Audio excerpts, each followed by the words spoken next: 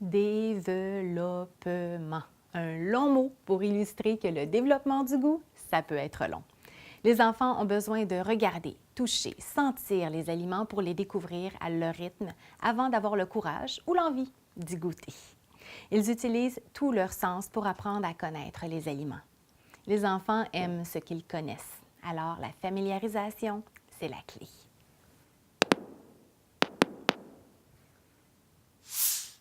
1. Le nombre d'expositions que ça peut prendre avant qu'un enfant aime un biscuit au chocolat. 10. Le nombre d'expositions que ça peut prendre avant qu'un enfant aime le quinoa. Et 100. Le nombre d'expositions que ça peut prendre avant qu'un enfant aime les choux de Bruxelles. Les enfants naissent avec une attirance innée pour le sucre. Par contre, ils ont besoin de plus de temps pour s'habituer à l'amertume des légumes.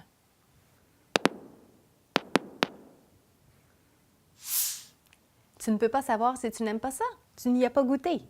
C'est une réplique peut-être familière, mais malheureusement contre-productive, parce que sous pression, les enfants sont souvent réfractaires à goûter. De plus, ça nuit au plaisir au repas. Les enfants risquent d'associer l'aliment à une émotion négative. Mieux vaut les encourager sans les forcer. Dites-leur par exemple pourquoi vous aimez cet aliment. Vous pouvez aussi les féliciter d'avoir goûté. Bref, misez sur du positif. Familiariser l'enfant aux aliments de diverses façons.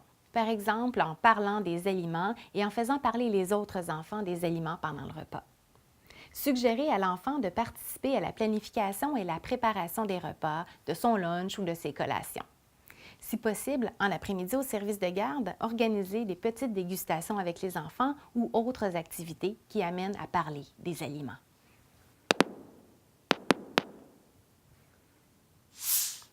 La néophobie alimentaire, c'est la peur des nouveaux aliments. Entre 2 et 10 ans, 3 enfants sur 4 vivent un ou plusieurs épisodes de néophobie. Ça fait partie de leur développement normal. Sachant que la néophobie peut survenir ou durer jusqu'à l'âge de 10 ans, un enfant qu'on perçoit comme difficile est possiblement néophobe. Mais il y a d'autres raisons possibles qui expliquent qu'un enfant lève le nez sur certains aliments. Par exemple, l'enfant qui est forcé de manger certains aliments. Il les associe à une obligation et ne ressent donc aucun intérêt et encore moins de plaisir envers ceux-ci.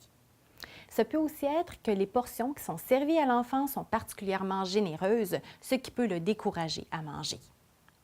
Ça peut également être que l'enfant est habitué à manger toujours les mêmes aliments. Il les aime, alors on lui sert. On lui en sert souvent, alors il les aime encore plus.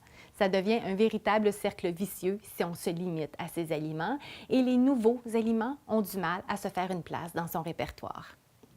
Il y a également l'enfant qui est peu concentré durant le repas parce qu'il a hâte d'aller jouer. La faim et l'appétit varient. On a d'ailleurs des feuillets consacrés à ces sujets.